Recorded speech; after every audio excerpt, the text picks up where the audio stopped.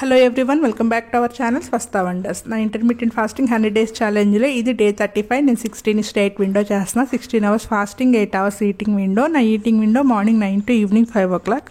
యాక్చువల్గా ఇది day 35 video. అంటే నేను 5 days నుంచి వీడియోస్ అయితే పోస్ట్ చేయట్లేదు. నేను స్టిచ్చింగ్ చేస్తాను. ఇప్పుడు మ్యారేజ్ సీజన్ వల్ల నాకు కొంచెం బిజీగా ఉంది షెడ్యూల్. దానివల్ల అయితే నేను వీడియోస్ అయితే ఎక్కువగా పోస్ట్ చేయట్లేదు. బట్ అన్ని వీడియోస్ ఉన్నాయి. ఈరోజు రేపట్లో అన్ని వీడియోస్ అయితే పోస్ట్ చేసేస్తాను.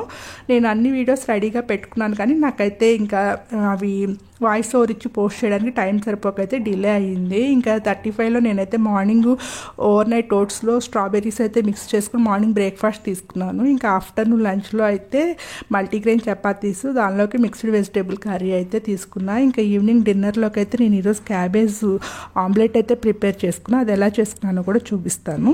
స్టవ్ పైన ఒక ప్యాన్ పెట్టుకుని హీట్ అయిన తర్వాత అందులో గీ కానీ ఆయిల్ కానీ యాడ్ చేసుకోవాలి. నేనైతే ఆయిల్ యాడ్ చేసుకున్నా. ఆఫ్టర్నూన్ లంచ్లో చపాతీస్ తీసుకున్నాను కదా, అందులోకి గీ వేసుకుని అయితే కాల్చుకున్నా. మళ్ళీ గీ ఎక్కువ తీసుకున్నట్లు అవుతుందని కొంచెం ఆయిల్ అయితే వేసుకుని హీట్ అయిన తర్వాత అందులోకి సన్నగా తరుక్కున్న అల్లము, సన్నగా కట్ చేసుకుని ఒక పచ్చిమిర్చి యాడ్ చేసుకుని ఫ్రై చేసుకోవాలి.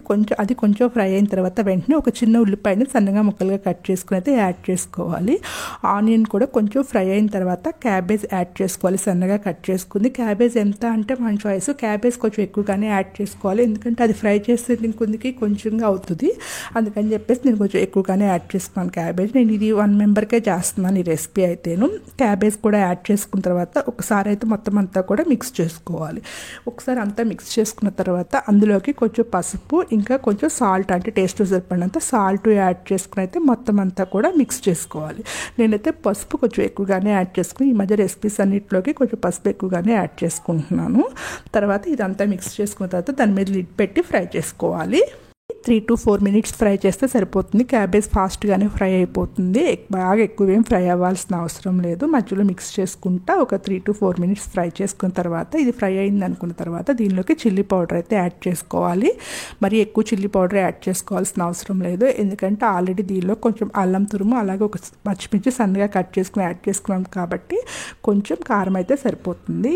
కావాలంటే పెప్పర్ పౌడర్ అయినా వేసుకోవచ్చు, మన చాయిస్. ఇలా వేసుకున్న తర్వాత బాగా ఫ్రై చేసుకోవాలి. కారం పచ్చివాసన పోయాక ఫ్రై అయిన తర్వాత ఇదంతా కూడా ఈవెన్గా అయితే స్ప్రెడ్ చేసుకోవాలి.